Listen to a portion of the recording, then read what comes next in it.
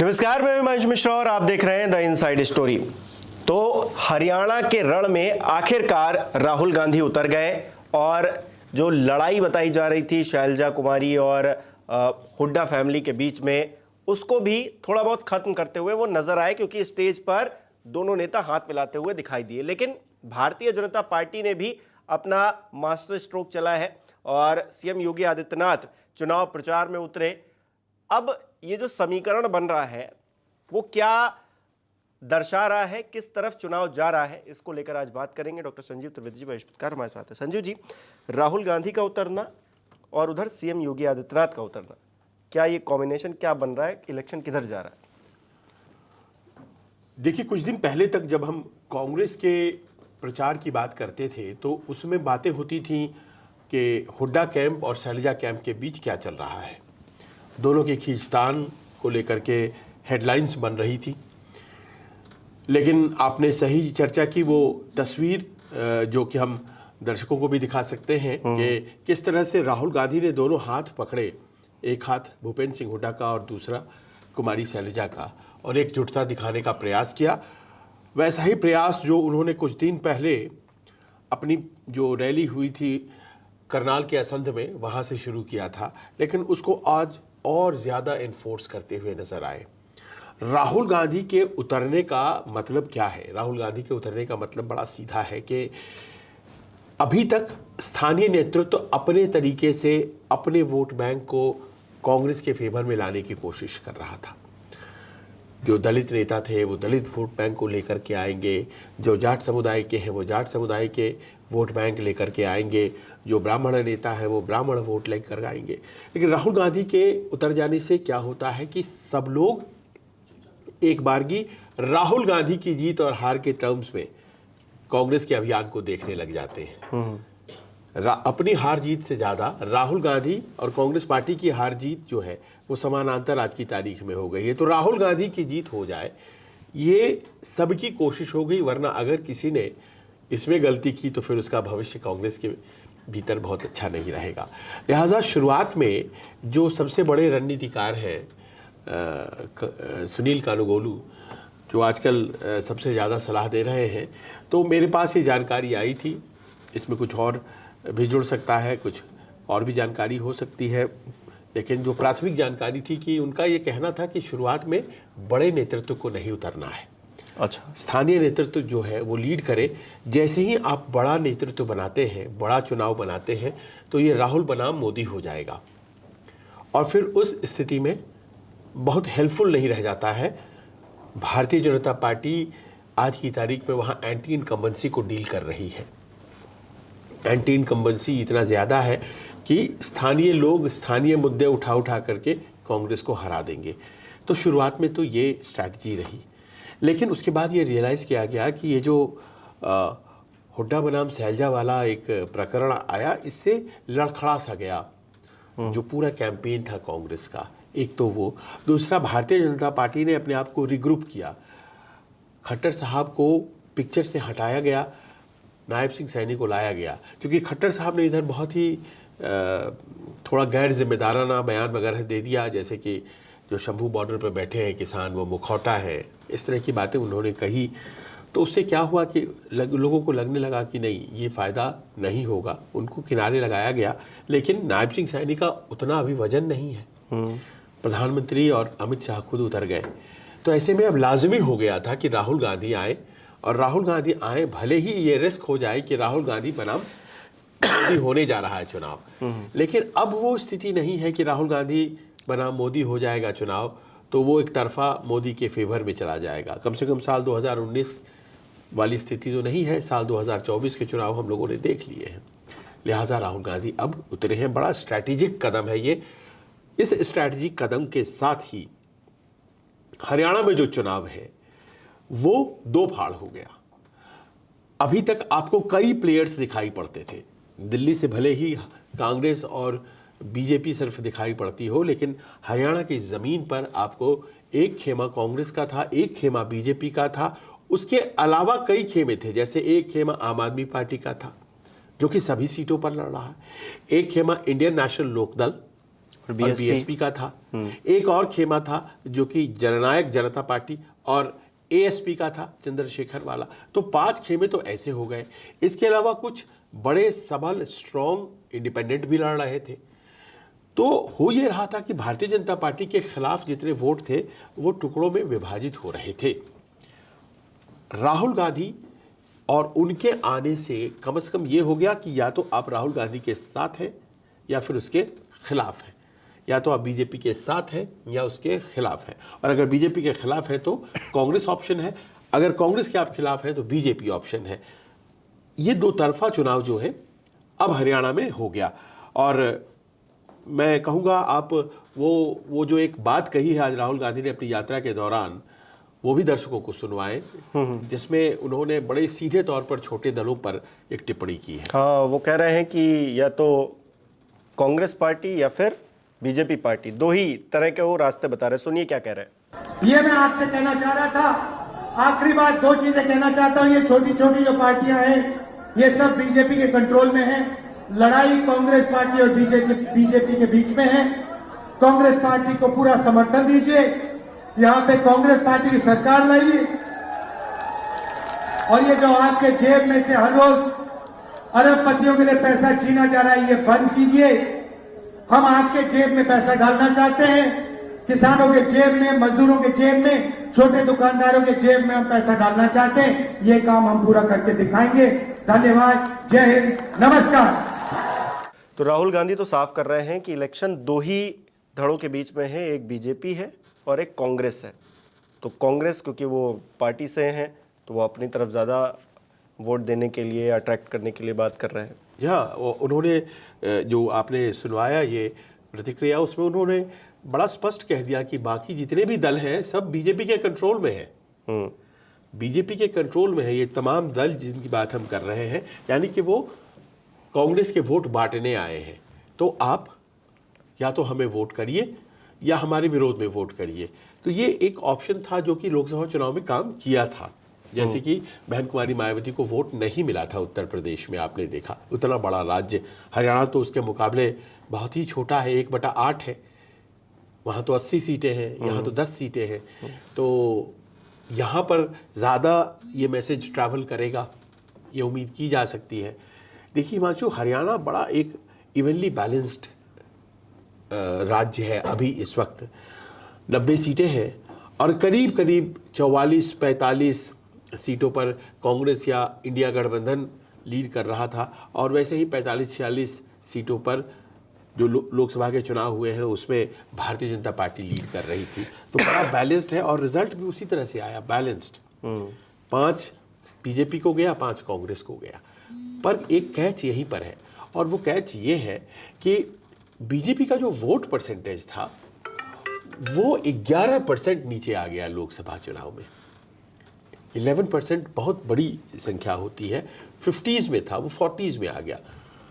बावजूद इसके कि उनको 5 सीटें मिली, लेकिन वो जो फॉल था 11% वोट का, वो अपने आप में विधानसभा चुनाव में जाती हुई पार्टी को बड़ा डराने वाला आंकड़ा था। लिहाजा हर वो कोशिश की जा रही है भारतीय जनता पार्टी के द्वारा कि ये नतीजे हमारे अगेंस्ट नहीं जाएं। 10 साल का एंटी इनकम्बेंसी, उन्होंने 9 साल के बाद अपने मुख्यमंत्री को बदला। लोग जवाब खोज रहे हैं आज की तारीख में जॉब्स को लेकर के। जो नौजवान है वहाँ का, उसके पास जवाब अग्निवीर जैसे मसलों को लेकर के उसे चाहिए। ये सच है, बेरोजगारी बहुत बड़ी समस्या है, और न केवल यहाँ बल्कि मैंने जम्मू कश्मीर में भी देखा, यहाँ तो देखा ही। इसके अलावा पहलवानों का सवाल है, और वो कितना बड़ा और कितना फैला हुआ है ये आपको चुनाव में पता लगेगा। और फिर किसान का सवाल, पिछले कई सालों से वो भारतीय जनता पार्टी को लगातार परेशान कर रहा है, और अगर सबसे ज़्यादा कहीं उसको प्रभावित करेगा तो आप जानते हैं हरियाणा में है। और इसीलिए भारतीय जनता पार्टी ने भी एक नई रणनीति सोची है कि कैसे काउंटर करें, क्योंकि ऐसे में मामला तो फिर से चला जाएगा। काउंटर अटैक के तौर पर योगी आदित्यनाथ जी को लेके आए। देखिए, इस बात को मैंने महसूस किया कि प्रधानमंत्री जब पहुँचे और अमित शाह जब पहुँचे तो उन्होंने 2014 और 2019 में जो बातें कही गई थी उन्हीं बातों को कहते वो नजर आए। जैसे आपको याद होगा उन्होंने दामाद वाला मसला प्रकरण उठाया, अभी उनके भाषणों में मैंने सुना डीलर दामाद जी। अब ये 2014 में भी उठाया गया था जब भारतीय जनता पार्टी को 57 सीटें मिली थी और वो ज़बरदस्त जीत दर्ज करके आई थी। उस वक्त दामाद जी वाला चल गया मामला, डीलरों के ज़रिए ज़मीन को, खेती की ज़मीन को आप कन्वर्ट कर देते हैं व्यावसायिक ज़मीन में और औने पौने दाम बेचते हैं, आप उद्योगपतियों के हाथ बिके हुए, इस तरह के आरोप लगाए गए थे उस वक्त की कांग्रेस सरकार पर।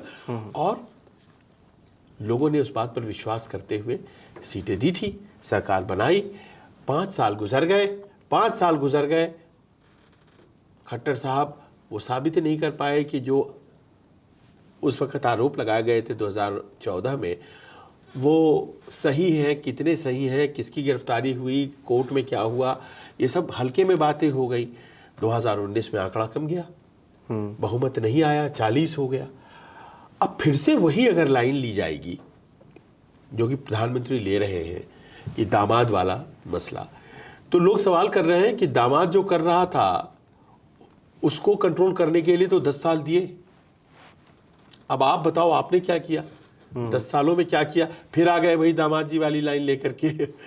और दूसरा ये कि दामाद जी वाली साइड रखो, ये बताओ कि हमारे किसान पहलवान नौजवान के जो सवाल है उस पर आपने क्या किया? तो लगा मुझे जैसे कि थोड़ा हल्का पड़ रहा है बीजेपी का मामला, तो बड़े अग्रेसिव तरीके से योगी आदित्यनाथ को उतारा गया। अब देखिए योगी आदित्यनाथ जो नेता है उनकी छवि कुछ इस तरह की है, संत वाली छवि है, हिंदुत्व के प्रखर एक्सपोनेंट के तौर पर वो जहां भी उतरते हैं वो नजर आते हैं। तो जैसे ही राहुल गांधी का कार्यक्रम लगा वैसे ही मैंने देखा योगी आदित्यनाथ के कार्यक्रम भी लग गए। राहुल गांधी की यात्रा से कुछ पहले जब राहुल गांधी वहाँ पर करनाल गए और उस तरह से, तो वहाँ योगी आदित्यनाथ के भी कार्यक्रम लगने लगे, उन्होंने शुरुआत कर दी, आज भी वो थे। और इस तरह से फ्रेम टू फ्रेम टक्कर देना है हिंदुत्व के कार्ड पर, क्योंकि राहुल गांधी जो बातें उठा रहे हैं वो रोजगार के, कास्ट सेंसस के, आज भी उन्होंने कहा नौकरियां हम दे देंगे जैसे ही हम आएंगे, महिलाओं को हम 2000 रुपये देंगे, किसानों को हम MSP देंगे। तो ये सारे सवाल जो है जो उनके गारंटी पत्र में है वर्णित, वो भारतीय जनता पार्टी के पास इन सभी मसलों से अलग एक और मसला है। वो भी कहती है हम पैसे देंगे, लेकिन लोग विश्वास अभी नहीं करेंगे क्योंकि आपके पास 10 साल थे। वो भी कहती है हम नौकरी देंगे, लोग विश्वास नहीं करेंगे क्योंकि आपके पास 10 साल थे। यही तो होता है ना एंटी इनकम्बेंसी। तो उसके पास एक और कार्ड है और वो है हिंदुत्व का। लेकिन उस राज्य में क्या चल पाएगा ये भी है, क्योंकि हिंदुत्व कार्ड अब हिंदू मुस्लिम वहीं कर पाएंगे जहां पर उस तरह का माहौल हो। क्या हरियाणा में उस तरह का माहौल है कि 90 सीटों में से मान लीजिए आधी सीटों पर क्या वो कार्ड चलेगा? यही एक प्रयोग है जो कि परीक्षा ली जा रही है इस बार, देखना, क्योंकि और मुद्दे जो है भारतीय जनता पार्टी के पास है नहीं। जैसे महाराष्ट्र में देखिए क्या है, महाराष्ट्र में उन्होंने लड़की बहन योजना एक ला दी है। अब लड़की बहन योजना जो है वो बहुत शानदार योजना, लाडली बहना की तरह है। और लाडली बहना ने यह काम किया मध्य प्रदेश में, तो उन्होंने वहाँ लागू किया, उसे अगस्त के महीने में, जुलाई के महीने में जुलाई और अगस्त के पैसे भी दे दिए हैं, सितंबर के पैसे जाने वाले भी हैं। तो वहाँ पर लोग बाग पर अपेक्षाकृत संपन्न राज्य है हरियाणा, यहाँ 1000, 2000 या 1500 से मसला जो है उस तरह से सॉल्व नहीं होता है। तो ये वाली योजना यहाँ, हालांकि लाडो लक्ष्मी यहाँ भी है, लेकिन वो उस तरह से प्रचारित नहीं है। यहाँ लोग फौज में जाते हैं, अपनी खेती करते हैं, इनको या तो आप फौज में भर्तियाँ निकालिए या फिर खेती में सहूलियतें दीजिए, MSP। अब जैसे मैं आपको बताऊँ एक कहानी के, मैं करनाल में था तो एक किसान ने कहा, मैंने उनको बताया कि साहब ऐसा है कि आपको तो MSP मिल ही रही है, फिर नाराज़गी किस बात की है?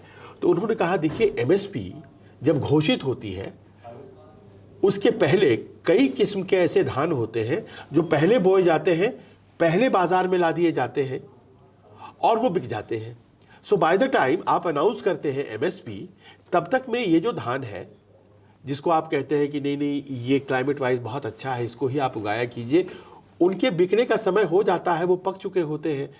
तो आप बड़ी चालाकी हमारे साथ करते हैं, आपने एक पोर्टल खोल दिया है, उस पर हम ऑपरेट नहीं कर पाते हैं, हम फंस जाते हैं। तो ऐसी दिक्कतों से हम बाज आएँ, हमें नहीं चाहिए ये सब। आप चालाकी हमारे साथ कर रहे हैं। तो ये किसानों के मसले, तो इन सब मसलों के आगे अपने आप में देखिए, ऐसा नहीं है कि हरियाणा के लोगों में धार्मिक आस्थाओं की कमी है या वो इस बात से खुश नहीं है कि 22 जनवरी को प्राण प्रतिष्ठा हुआ हरियाणा में। पर कितने, प्रश्न ये है कि जब उत्तर प्रदेश में ही माकूल नहीं आए नतीजे, जब अयोध्या की सीट ही हार गए, तो फिर फैजाबाद की सीट हारने के बाद फिर वहां कैसे असर होगा इसका, यह आकलन तो बहुत जरूरी है। लेकिन अग्रेसिव हिंदुत्व जो है वो हमेशा से भारतीय जनता पार्टी का सबसे सबल अस्त्र रहेगा, और उसको मजबूत बनाने के क्रम में, भारतीय जनता पार्टी को मदद करने के क्रम में बहुत से लोग आगे आ जाते हैं। अब आपने देखिए, वो बिजनौर में महबूब अली कोई नेता है समाजवादी पार्टी के, उन्होंने भाषण दिया, कहा मुसलमानों की आबादी बढ़ रही है, थोड़े दिनों में हम सत्ता में आ जाएंगे। आप मतलब ये कहना चाह रहे हैं कि मतलब इतने हो जाएंगे इस देश में कि हम वहाँ पर सत्ता लोकसभा में हम ज़्यादा मुसलमान हो जाएंगे। ये तो धर्म के आधार पर आप राजनीति कर रहे हैं, तो ये तो एक तरह से कानूनी रूप से भी गलत है।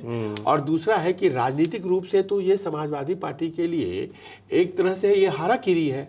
आप खुद ही अपना नाश करना चाहते हैं अगर इस तरह से बयान देते हैं, क्योंकि इससे consolidation of the Hindu votes होगा। हालांकि ऐसे नेता, वो उनके जो सुनने वाले लोग हैं उनको बड़ा पसंद आता है तो वो बोलते हैं, अगर उनको पसंद ना आए तो वो भी ना बोले। अब राजनीति करने का सबका अपना एक तरीका है, वो उनका ये तरीका है। अब इसे सही तो नहीं कहा जाएगा अब, लेकिन उनका तरीका है। तो देखिए, राहुल गांधी का एक बयान है जिसको कि आज योगी आदित्यनाथ ने कोट किया। राहुल गांधी ने कहा था कि 22 जनवरी को क्या हो रहा था, प्राण प्रतिष्ठा के नाम पर नाच गाना हो रहा था, वहां पर कौन सा उसमें दलित और पिछड़ा आपको दिखाई पड़ रहा था, वगैरह वगैरह उन्होंने अपनी आर्ग्यूमेंट्स रखी थी।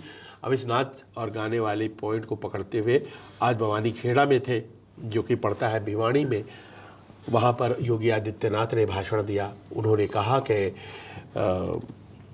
जो लोग नाच गाने की बात करते हैं, है ना, उनका पूरा परिवार नाच गाने में रहा है। और प्रकारांतर से और बहुत सी बातें उन्होंने कहा कि ये जो वो पले बढ़े हैं, इटली की संस्कृति है, तो रोम और राम का अंतर है। आप देखिए कितना पॉलिटिकली लोडेड बातें हैं ये, और इसीलिए वो ऐसी बातें कह रहे हैं। देखिए, हरियाणा में अपेक्षाकृत लोग सीधे डायरेक्ट होते हैं, है ना, और गलत और सही के टर्म्स में सोचते हैं चीज़ों को, बहुत ज़्यादा पेच नहीं है।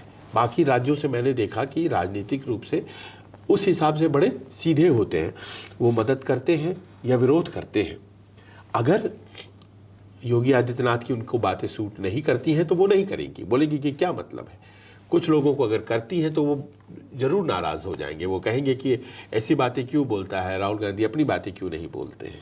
लेकिन अगर योगी आदित्यनाथ जी का हिंदुत्व जो लाया गया है, क्या ये अगर ब्रह्मास्त्र है बीजेपी का, तो हम मान के चलें कि बीजेपी के पास सारे पत्ते खत्म हो गए हैं, क्योंकि ये उनका आखिरी उस राज्य में लाना जहाँ पर जाट वोट आपके सबसे ज़्यादा है, महिलाओं का मुद्दा और जो किसानों के साथ या फिर जो पहलवानों के साथ हुआ, उन सब से हट के आप हिंदू मुस्लिम और इस तरह से चीज़ें अगर करने की कोशिश करते हैं उस राज्य में, तो फिर लगता है कि आपके सारे जो है कुछ बचा नहीं है आपके। बिल्कुल सही कह रहे हैं बॉक्स में। देखिए, हरियाणा और पश्चिमी उत्तर प्रदेश आर्य समाज का प्रभाव का क्षेत्र है, और आर्य समाजी है यहाँ पर लोग। वो हिंदू है पर वो जो पद्धति फॉलो करते हैं, थोड़ा जो कर्मकांड होता है उससे थोड़ा अलग, थोड़े सिंपल हिंदुइज्म को प्रेफर करते हैं। तो इस तरह की बातें उनमें हैं। घोर जो पूजा पद्धति विधि विधान वाला हिंदुत्व है जो उत्तर प्रदेश बिहार में चलता है, उस तरह के वहाँ पर आप कम देखेंगे हिंदू प्रैक्टिसेस। लिहाजा इस तरह का भाषण या इस तरह की बातें उतना असर करती हैं क्या, इस पर संशय तो है, इस पर संशय है। लेकिन तब ये नहीं भूलना चाहिए कि फिर एक दौर भी था जब 57 सीटें इसी राज्य ने दी थी भारतीय जनता पार्टी को। इसी राज्य ने अभी 5-5 सीटें जिताई हैं लोकसभा की, जो कि करीब 45-46 हलकों में जीत मानी जा सकती है। तो अब यही देखना है कि क्या जो स्लाइड देखा है हरियाणा में भारतीय जनता पार्टी ने नीचे की तरफ 10 से 5 सीट पर आ गए हैं, वो स्लाइड सीधी जा रही है नीचे क्या। और अगर ऐसा है तो फिर बहुत बुरी स्थिति हरियाणा में भारतीय जनता पार्टी के लिए है। लेकिन अगर वो रुक गया है तो फिर वो एनीबॉडीज गेम है। मुझे लगता नहीं है कि वो रुक गया है, क्योंकि वो इसीलिए मुझे लगता नहीं है कि रुक गया है क्योंकि जो वहाँ के लोग हैं वो जेजेपी, आईएनएलडी, एएसपी, बीएसपी इसमें मुझे आस्था दिखाते हुए नहीं दिखे इस बार। पिछली बार कांग्रेस की हार की वजह क्या थी कि जेजेपी ने 15% वोट ले लिया था। वो बहुत बड़ी संख्या होती है वोट। अगर वो भारतीय जनता पार्टी के खिलाफ वोट था और कांग्रेस में आ गया होता तो कांग्रेस 60 सीटें जीत जाती। हाँ, 10 सीटें तो वो जीते थे जेजेपी वाले विधानसभा। तो वो उतना वोट लेके, लेकिन इस बार मैंने देखा कि कोई नहीं जाना चाह रहा। तो भारतीय जनता पार्टी संभव है कि वहीं के वहीं रहे, उसका वोट शेयर नहीं घटे, लेकिन कांग्रेस का वोट शेयर अचानक से पता चला बढ़ जाएगा। और अगर ये छोटी छोटी पार्टियां जिसके ऊपर कांग्रेस के पूर्व अध्यक्ष ने अटैक किया है, अगर वो मान लीजिए कि चल जाता है मामला, तो फिर ये अपने आप में बहुत बड़ी बात हो जाएगी। ये बात ऐसी हो जाएगी कि फिर लोग जेजेपी को वोट नहीं देंगे। वैसे भी उसे इस बार कम वोट मिलने जा रहा है, नहीं वोट मिलने जा रहा है। अगर जेजेपी नहीं ले रहा है वोट, मैं बात कर रहा था वहाँ की महिलाओं से, तो वो कह रही थी कि हम जेजेपी को नहीं देंगे, हम कांग्रेस को देंगे। तो अगर वो वोट शिफ्ट कर जा रहा है कांग्रेस में, तो फिर मान के चलिए कि लोग जो है वो भारतीय जनता पार्टी के खिलाफ हो गए। कांग्रेस पार्टी या कोई और पार्टी मायने नहीं रखती है। यह हरियाणा है, इस तरफ चला जाता है, नहीं उस तरफ चला जाता है। और देखना यह है कि इस बार किस तरफ जाता है। चलिए देखिए, क्योंकि राहुल गांधी बड़े ही आखिरी दौर में प्रचार के लिए उतरे हैं और ये रणनीति कितनी सक्सेसफुल होती है ये भी देखना दिलचस्प रहेगा। और भारतीय जनता पार्टी के पास कहने को या बताने को कुछ ज़्यादा नहीं है, ये मतलब सबको दिख रहा है, खुली आंख से देखने वाली चीज़ है। क्योंकि हिंदुत्व जैसे कार्ड को अगर आप हरियाणा में चलाते हैं तो बहुत ही मुश्किल है कि वो चल पाए। हालांकि जनता किस तरह से देखती है इसे, आप किस तरह से देखते हैं, हमें कमेंट करके बताइए। बहुत बहुत शुक्रिया।